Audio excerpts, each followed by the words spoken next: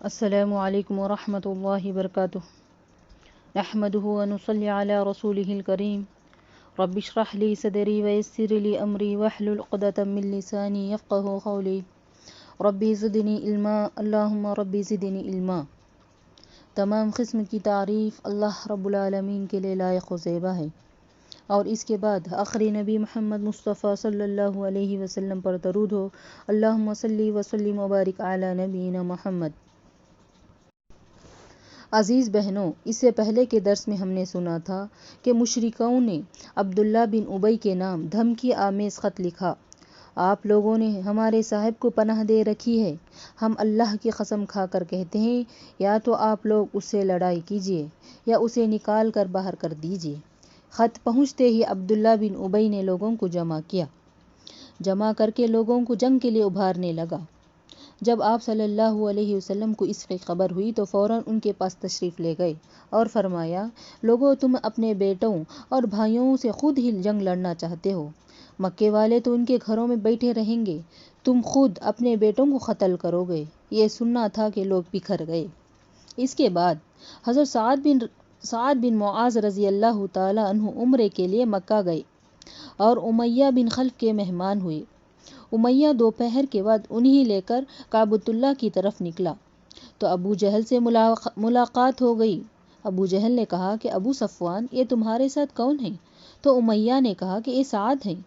ابو جہل نے سعد کو مخاطب کر کے کہا، اچھا، میں دیکھ رہا ہوں کہ تم بڑے اطمینان و امن کے ساتھ طواف کر رہے ہو اور اللہ کی عبادت کر رہے ہو۔ سنو، خدا کی قسم، اگر تم ابو صفوان کے ساتھ نہ ہوتے تو تم اپنے گھر صحیح سلامت پلٹ کر نہ جاتے۔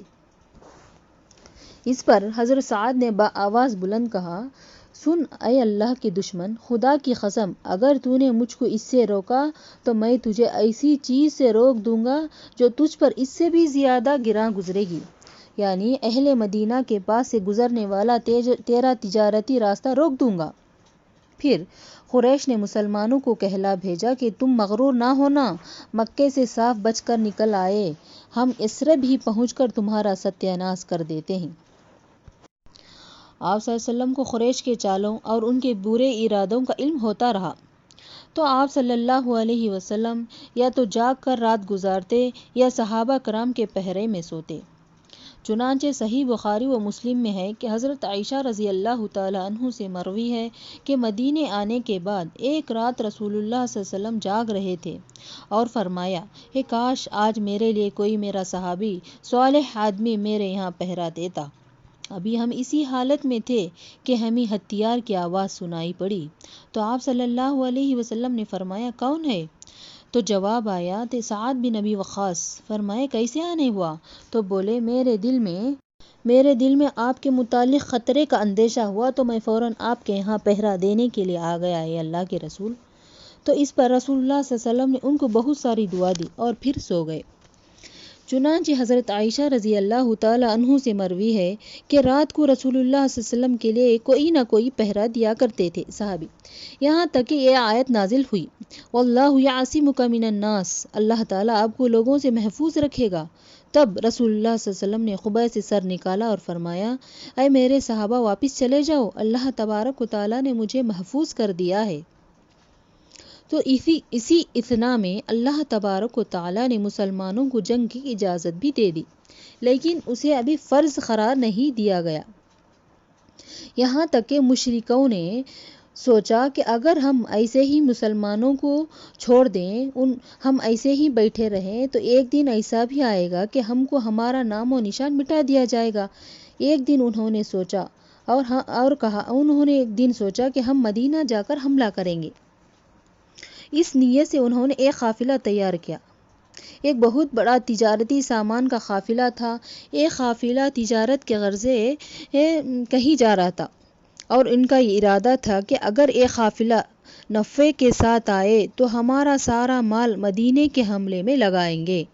تو اللہ کے رسول صلی اللہ علیہ وسلم کو اس کی خبر ہوئی، تو انہوں نے ایک قافلہ جو قریش کا جا رہا تھا، اللہ کے رسول صلی اللہ علیہ وسلم نے بھی ایک لشکر کو بھیجا کہ اس کو پکڑو، مگر جب تک وہ قافلہ وہاں سے نکل چکا تھا، مسلمان واپس آ گئے، یعنی مسلمانوں کا لشکر ان کو دیکھ کر واپس آ گئے۔ وہ قافلہ مل نہ سکا مسلمانوں کو۔ جب وہ قافلہ دوبارہ واپس آ رہا تھا تجارت کر کے وہ بہت منافع کمایا تھا، یعنی 1000 اونٹ تھے اس لشکر میں، جن پر کم از کم 262 کلو سونے کی مالیت کا ساز و سامان بھرا ہوا تھا۔ اس کی حفاظت کرنے کے لیے صرف 40 آدمی تھے۔ اب جب وہ واپس آ رہا تھا راستے میں پھر مدینے کا تھا، یعنی وہ واپس مدینے ہی سے جا رہے تھے، تو اللہ کے رسول صلی اللہ علیہ وسلم نے مدینے میں اعلان کرایا کہ دیکھو قریش کا بڑا قافلہ آ رہا ہے، مال اس میں بہت زیادہ ہے، اور ان کی نیت بھی ہے کہ اسی مال سے وہ ہمارے اوپر حملہ کریں گے، یعنی جنگ کریں گے ہمارے اوپر، کیوں نہ ہم اس سے پہلے انہیں پکڑیں، انہیں سمجھائیں۔ اللہ کے رسول صلی اللہ علیہ وسلم نے اعلان کیا ہے جو کوئی ہمارے ساتھ آنا چاہے وہ آ جائے، ہم جا رہے ہیں اس لشکر کو پکڑنے کے لیے۔ صحابہ جن کے پاس سواریاں تھیں وہ نکلنے کے لیے تیار ہوئے، اور جن کے پاس سہولتیں تھیں اور وہ بھی نکل پڑے۔ انہوں نے سمجھا کہ یہ چھوٹا سا قافلہ پکڑنا ہے، صرف 40 افراد کا قافلہ ہے، اسے پکڑنا ہے، اس لیے تمام صحابہ نہیں نکل سکے۔ مکے کا جو قافلے کا سردار تھا وہ ابو سفیان تھا۔ ابو سفیان بڑا ذہین و فطن سردار تھا اور ہوشیار بھی تھا۔ اس نے سوچا کہیں اللہ کے رسول گھات میں نہ ہو۔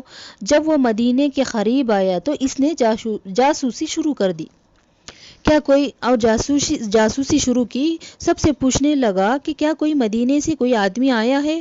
تو کسی نے کہا کہ ہم نے کوئی اجنبی کو نہیں دیکھا، ہاں البتہ 2 آدمی آئے تھے، کچھ دیر وہاں ٹھہرے اور پانی پلا کر چلے گئے اپنے جانوروں کو لے کر۔ تو فوراً وہاں گیا اور وہاں جو جانور ٹھہرائے تھے وہاں کچھ مینگنیاں تھیں، وہ ایک مینگنی کو توڑ کر دیکھا، اس میں کھجور کی گٹلی نکلی۔ وہ فوراً کہا کہ اللہ کی قسم یہ مدینے کا اونٹ لگتا ہے، کیونکہ مدینے کے اونٹ ہی کھجور کھایا کرتے ہیں۔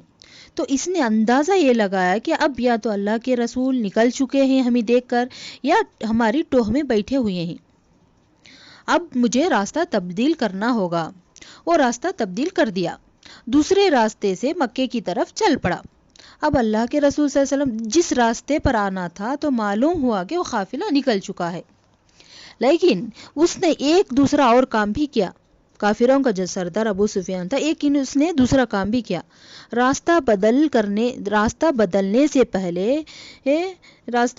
سے پہلے اس نے زمزم نامی ایک شخص سے کہا کہ تم تیز رفتار اونٹنی لے کر مکہ جاؤ اور فوری اعلان کراؤ کہ محمد نے قافلے پر حملہ کر دیا ہے، اور فوری ایک لشکر لے کر آ جاؤ۔ اب یہ بندہ مکہ پہنچا اور اس نے وہاں جا کر اپنے گریبان کو پھاڑا اور اونٹ کے کان کو چیرا، جس سے خون گرنا شروع ہوا، اور اسی اونٹ پر اس نے چڑھا اور اعلان کیا کہ لوگوں بچاؤ بچاؤ، قافلہ قافلہ۔ تو یہ آواز سن کر سب لوگ جمع ہو گئے، تو کہا ابو سفیان خطرے میں ہے، محمد اور اس کے ساتھی نے تمہارے قافلے پر حملہ کر دیا ہے۔ یہ سننا تھا کہ فوری طور پر فوج جمع کی گئی، سردار چنا گیا ابو جہل کو۔ چنانچہ سارے مکے میں 2 ہی طرح کے لوگ تھے، یا تو جنگ کی تیاری کر رہے تھے جانے کے لیے، یا کسی اور کو بھیج رہے تھے اپنی جگہ، اور کسی اور کو بھیج رہے تھے، گویا سبھی نکل پڑے۔ خصوصاً معزز ترین افراد مکے میں باقی ہی نہ رہے، سب نکل پڑے سوائے ابو لہب کے۔ وہ اپنی جگہ اپنے ایک قرضدار کو بھیجا۔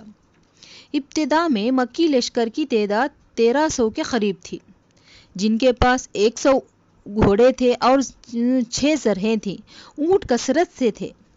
جب مکی لشکر روانگی کے لیے تیار ہو گیا تو قریش کو یاد آیا کہ ارے بنو بکر سے ان کی دشمنی چل رہی ہے، یعنی بنو بکر سے ہماری دشمنی چل رہی ہے، کہیں انہوں نے ہمارے اوپر حملہ کر دیا تو ہم 2 دشمنوں کے بیچ میں پس جائیں گے۔ وہ قریب تھا کہ وہ جنگ کا ارادہ ترک کر دیتے، جنگ سے باز آ جاتے، کیونکہ انہیں خطرہ تھا پیچھے بھی ایک دشمن ہے بنو بکر کا اور سامنے مسلمانوں کا لشکر ہے۔ اسی وقت ابلیس لعین بنو کنانہ کے سردار سراقہ بن مالک کی شکل میں نمودار ہوا اور بولا، ارے میں بھی تمہارا رفیق ہوں، یعنی اب ہمارے اور تمہارے درمیان کوئی دشمنی نہ رہی، ہم اور تم دونوں مل کر مسلمانوں کے دشمن ہیں۔ میں اس بات کی ضمانت دیتا ہوں کہ بنو کنانہ والے پیچھے سے کوئی حملہ نہیں کریں گے۔